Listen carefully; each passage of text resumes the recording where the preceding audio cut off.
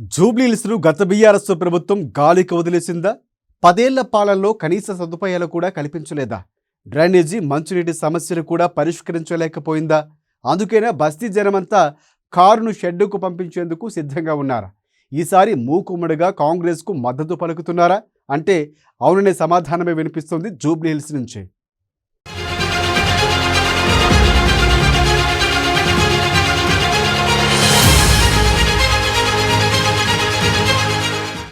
జూబ్లీహిల్స్ ఉప ఎన్నికపై ఇప్పుడు రాష్ట్ర వ్యాప్తంగా చర్చ జరుగుతోంది. కాంగ్రెస్ బీఆర్ఎస్ మధ్య ఢీ అంటే ఢీ అన్నట్లుగా ప్రచారం జరుగుతోంది.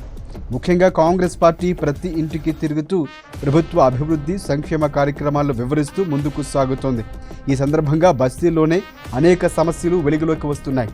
పేరుకు హైదరాబాద్ను ఎంతో అభివృద్ధి చేస్తామని గొప్పలు చెప్పుకుంటున్న బీఆర్ఎస్ గత 15 ఏళ్లలో మరి జూబ్లీహిల్స్లో ఏం డెవలప్మెంట్ చేసిందంటే తెల్లముఖం వేయాల్సిన పరిస్థితి. అంతలా జూబ్లీహిల్స్లో సమస్యలు తిష్టవేశాయి.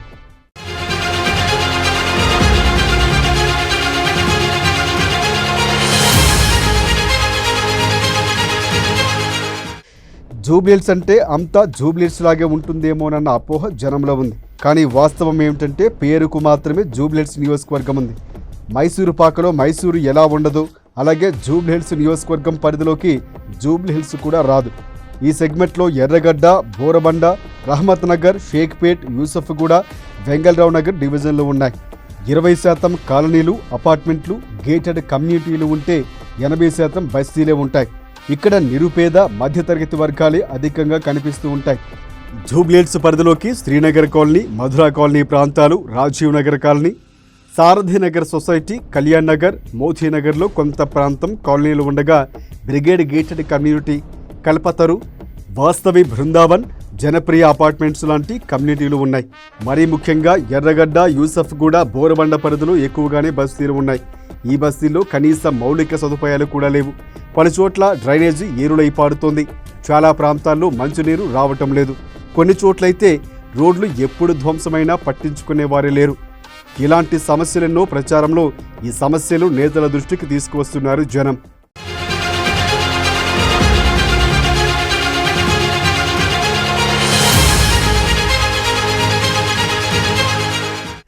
ఓవైపు హైదరాబాద్ గురించి తామే పెద్ద ఎత్తున అభివృద్ధి చేశామని గొప్పలు చెప్పుకున్న వేళ జూబ్లీహిల్స్లో ఏం చేశారన్న ప్రశ్నకు బీఆర్ఎస్ నుంచి సమాధానమే లేదు. గత 2 దఫాలు బీఆర్ఎస్ ప్రభుత్వమే అధికారంలో ఉంది. పైగా ఉన్నది కూడా ఆ పార్టీ ఎమ్మెల్యేనే. అయినా ఈ సెగ్మెంట్ను ఆ పార్టీ పట్టించుకోలేదన్న విమర్శలు వినిపిస్తున్నాయి. ఎన్నిసార్లు వినతలు అందించినా గత పాలకులు నిర్లక్ష్యం చేశారని జనం మండిపడుతున్నారు. దీంతో విసిగి వేసారిపోయిన జనం కారు పేరెత్తితేనే ఆగ్రహాన్ని వ్యక్తం చేస్తున్నారు. బీఆర్ఎస్ నేతల ముఖం మీదే ఏం చేశారని నిలదీస్తున్నారు. సెంటిమెంట్కు స్థానం లేదని, అభివృద్ధికే తమ ఓటు అని స్పష్టం చేస్తున్నారు.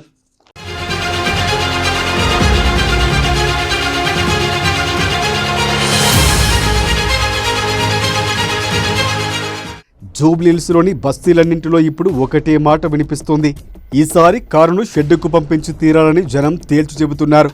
ఈ మేరకు బస్తీలోని జనం తీర్మానాలు చేస్తున్నారు. ఈసారి బీఆర్ఎస్ను ఓడించాలన్న పట్టుదల ఓటర్లలో కనిపిస్తోంది.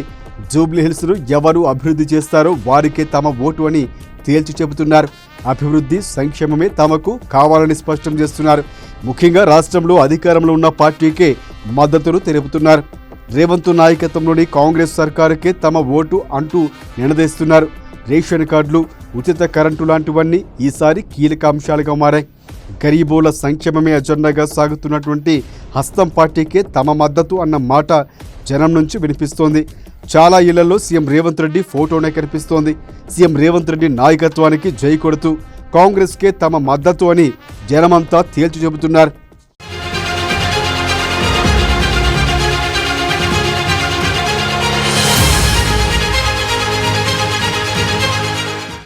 మరోవైపు జూబ్లీహిల్స్ ఉప ఎన్నికపై ఎంఐఎం అధినేత అసదుద్దీన్ ఓవైసీ కూడా తన అభిప్రాయాన్ని కుండబద్దలు కుట్టినట్లు చెప్పారు.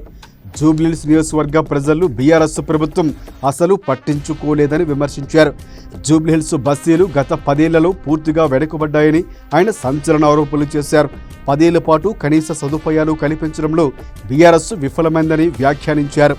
గత అసెంబ్లీ ఎన్నికల్లో 35% ఓటు షేర్ ఉన్న బీఆర్ఎస్ ఇప్పుడు 15% పడిపోయిందని చురకలు అంటించారు.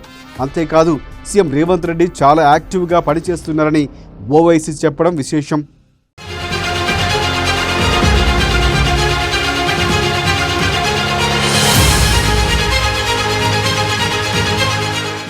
జూబ్లీహిల్స్లో మైనార్టీలు బీసీల ఓట్లు కీలకంగా మారాయి. మొత్తం ఓట్లలో సగం భాగం మైనార్టీలు బీసీ ఓటర్లే ఉన్నారు. ఈ నేపథ్యంలో అసదుద్దీన్ ఓవైసీ వ్యాఖ్యలు చర్చనీయాంశంగా మారాయి. మైనార్టీలు బీసీల అభిప్రాయమే ఓవైసీ నోటి వెంట వచ్చిందని మాట కూడా వినిపిస్తోంది. ఈ వర్గాలన్నీ ఈసారి కాంగ్రెస్కు సంపూర్ణ మద్దతు పలకబోతున్నాయని విశ్లేషకులు కూడా అంచనా వేస్తున్నారు. ఎన్ని మాటలు చెప్పినా బీఆర్ఎస్కు తగిన ఓటమి తప్పదని అభిప్రాయపడుతున్నారు.